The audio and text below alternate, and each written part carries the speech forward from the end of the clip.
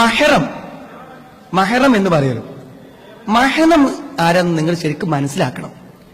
ആ മഹറം ആരാണെന്ന് മനസ്സിലാക്കിയിട്ട് വേണം നമ്മൾ എന്ത് ചെയ്യാൻ, പെരുമാറാൻ.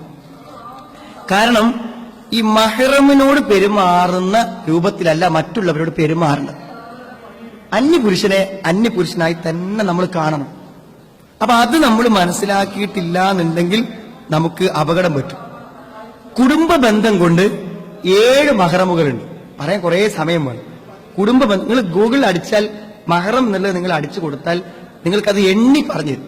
ഷെയ്ഖ് ഹുസൈമിന്റെ ഒരു ഫത്വയിൽ കൃത്യമായിട്ട് പറയുന്നു. 7 എണ്ണമുണ്ട്.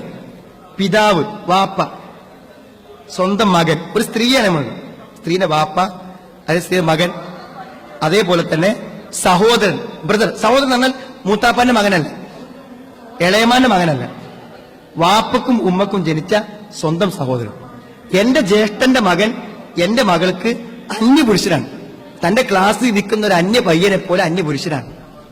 മനസ്സിലായി? എന്റെ ഭാര്യയുടെ ജ്യേഷ്ഠത്തിയുടെ മകൻ എന്റെ മകൾക്ക് അന്യപുരുഷനാണ്. അവർക്ക് തമ്മിൽ വിവാഹം നടത്താൻ പറ്റും. അതിന് നിങ്ങൾ ബ്രദർ, ആങ്ങള എന്ന് പറഞ്ഞ് ബേക്കുമ്പോ കയറി പോകാൻ പറ്റൂല. മനസ്സിലായി? ഭർത്താവിന്റെ അനുജൻ അന്യനാണ് 100%. നിങ്ങളുടെ ഭർത്താവ് മരിച്ചാൽ അയാൾക്ക് നിങ്ങളെ ഭാര്യയാക്കാം. പിതാവ്, മകൻ, സഹോദരൻ, പിതൃ സഹോദരൻ, മൂത്താപ്പ, എളാപ്പ, വാപ്പാന്റെ പ്രദേശ്. അതേപോലെ തന്നെ സഹോദരപുത്രൻ, ഒരു സ്ത്രീയുടെ ബ്രദറിന്റെ മകൻ, സഹോദരപുത്രൻ. സഹോദരി പുത്രി. മനസ്സിലായി? അതേപോലെ തന്നെ അമ്മാവൻ, ഉമ്മയുടെ സഹോദരങ്ങൾ.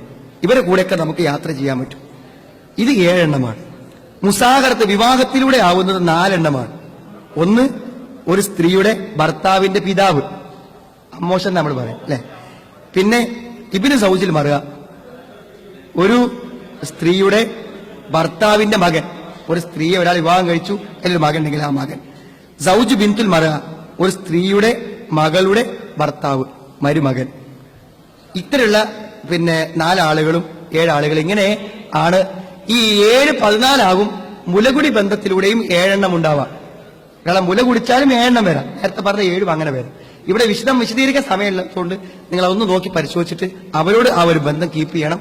അത് നിങ്ങൾ മനസ്സിലാക്കിയാൽ കുറെ ചോദ്യങ്ങൾക്ക് ഉത്തരം അതിൽ വരും.